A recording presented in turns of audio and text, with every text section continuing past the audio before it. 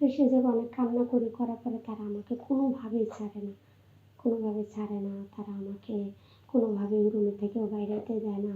তাদের যখন মন চায় তখনই তারা চাহিদা মেটায়, এনজয় করে। তো করার পরে তাদের সাথে আমার আর শরীরও কুলায় না। তারা যখন ইচ্ছা করে তখনই আসে, যখন ইচ্ছা করে তখন তার ছেলে। আসসালামু আলাইকুম, আশা করি সবাই ভালো আছেন। আমিও আপনাদের দোয়ায় আছি, মোটামুটি অনেকটা ভালো, তো বেশি একটা ভালো না। আমার নাম বিপাশা, আমার দেশের বাড়ি সিলেট। তো আমি সিলেট থেকেই আপনাদের সাথে এই ভিডিওর মাধ্যমে আসছি। তো আমি খুব গরিব ঘরের একটা মেয়ে। আমার মা নেই, বাবা আছে। তো আমি যখন আমার বাবা আমাকে সাধ্য নেয় তার কাজকাম করে খাওয়ার মতো, সে বৃদ্ধ, সে কোনো কাজকাম করতে পারে না। না করার কারণে আমি বাইরে যাওয়ার চিন্তা ভাবনা করি। তো একটা দালাল বলে যে তোমার যেহেতু এত কষ্ট, তুমি বাইরে যাও, তোমার বাইরে গেলে ভালো হবে। তো আমি তার মাধ্যমে বাইরে যাই, সে আমার বাসার কাজে দেওয়ার চিন্তা ভাবনা করে বলে আমাকে। তো তখন আমি রাজি হই, তখন আমি সৌদি আরবে যাই। তো সৌদি আরবে যাওয়ার পরে আমাকে বাসার বাড়িতে কাজ দেয়। তো কাজটা দেওয়ার পরে আমাকে 2-1 দিন বাসায় কাজ করায়। আমি ভালো কয়েকদিন কাজ করি।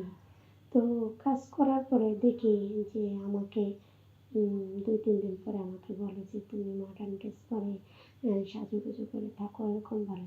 তখন আমি ভাবলাম যে আসলে মনে হয় বাসার মালিকটা অনেক ভালো, আমাকে আর বাসার মানে কাজ করাবে না, না হলে আমাকে মডার্ন ড্রেস কেন করতে বলবে, এরকম ভাবে। তো কয়েকদিন পরে দেখি যে মডার্ন ড্রেস করার পরে আমাকে এসে বলে তার রুমে নিয়ে যায়। রুমে নেওয়া যাওয়ার পরে তাকে আমাকে তার বিছানায় নেয়। তো সেই জায়গাতে নেওয়ার পরে আমি অনেক কান্না করি, জোর জবরদস্তি করে আমার সাথে। তো করার পরে যে সে আমাকে যে বিছানায় নেয়, আমি তার সাথে থাকি, কিন্তু বুঝে নেন আমার যখন হয়ে যায় একদিন পরে, কিন্তু তার আর হয় না। তখন আমি অনেক কান্না করি, কান্না করার পরে তবু সে ছাড়ে না, সে ছাড়ে না।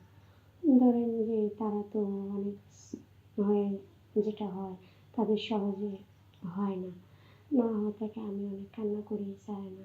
যাই হোক না, তার সৌদি আরবে পেলাম, তার বাবা যে জায়গায় আসে তার ছেলেও আসে, বা আরও বিভিন্ন লোক, তার মেহমান আসতো, এরকম সৌদি আরবের নিয়মটাই এরকমই। তো তার ছেলে আসে, তো আসার পরে সে ছেলেও এরকম আমার সাথে এনজয় করে, থাকে, শারীরিক চাহিদা মেটায়। কিন্তু দেখেন ওই দেশে এরকম একটা পদ্ধতি, তাদের সাথে করাই অনেক কষ্ট। তো সে যখন অনেক কান্না করার পরে তারা আমাকে কোনোভাবেই ছাড়ে না, কোনোভাবে ছাড়ে না। তারা আমাকে কোনোভাবেই রুমের থেকেও বাইরে হতে দেয় না। তাদের যখন মন চায় তখনই তারা চাহিদা মেটায়, এনজয় করে। তো করার পরে তাদের সাথে আমার আর শরীরও কুলায় না। তারা যখন ইচ্ছা করে তখনই আসে, যখন ইচ্ছা করে তখন তার ছেলে, তার বাবা, তার যদি কোনো বন্ধু-বান্ধব আসে, তো এরকমভাবে। তখন তাদের কাছে আমি অনেক হাতে পায়ে ধরে রিকোয়েস্ট করি, কিন্তু তারা কোনোভাবে ছাড়ে না। আর তাদের এরকমের মোটা মানে কী বলবো, তাদের মানে অনেক বিতিকিস্তান। সেটা কখনো কোনো মেয়েদের মানে সওয়ার মতো বড়ই কষ্ট হয়ে যায়। তো তখন ওকে ছাড়তে চায়, তারা আমাকে ছাড়ে না। আর তারাও আমার সাথে অনেকটা এনজয় করে, কিন্তু আমার তো আর শরীরে কুলায় না। তখন তাদের কাছে আমি অনেক রিকোয়েস্ট করি আমাকে ছেড়ে দেওয়ার জন্য, কিন্তু কোনোভাবে তারা আমাকে ছাড়ে না। তো না ছাড়ার কারণে তখন আমি কী করবো, আমি ওই জায়গা থেকে বাইরে হতেও পারি না। আর বাইরানোর মতো কোনো ক্যাপাসিটিও নেই যে ওই জায়গা থেকে আমি বাইরে হবো। এখন তারা যা বলে আমার তো তাই শুনতে হয়, করতে হয়। কারণ ওই জায়গায় আমার বাবা নাই, মা নাই, কেউ নাই। না থাকার কারণে ওই জায়গা থেকে আমার অনেক কষ্ট হয়। তো কষ্ট হওয়ার পরে বেশ কিছুদিন, অনেক দিন যায়। তো যাওয়ার পরে কোনোভাবে ওই জায়গা থেকে বাইরে হতে পারি না। বাইরে না কারণে ওরা যেটা বলে সেটাই সত্য। তখন আমি অনেক কান্না করি, আমার জীবনের উপরে উঠে যায়। আমার তখন মনে হয়, তখন আমি না পারার কারণে ওই জায়গা থেকে আমি পালাইয়া বাংলাদেশে আসি। বাংলাদেশে যখন আসি, তো আসার পরে কেউ আমাকে বিয়ে করতে চায় না। তাই প্রবাসী মেয়ে, প্রবাসে থেকেছে, আসলে সবাই তো জানে প্রবাসে তাই সহজে প্রবাসী মেয়েরা কী করতে পারে, এটা আমাদের অনেক জানা আছে।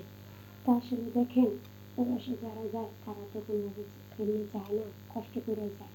তো দেখেন আমি গেছি, আমার বিয়ে হয় না। যদি কোনো ব্যক্তি আমাকে বিয়ে করতে চান, আপনাদের মনে দয়া লাগে তাহলে দেখুন নিচে শেয়ার অপশন আছে, ওইটা 3টা ক্লিক করলে দেখবেন আমার ইমেল নাম্বার পেয়ে যাবেন। ইমেল নাম্বার যারা পাবেন তারা অবশ্যই আমার সাথে যোগাযোগ করবেন।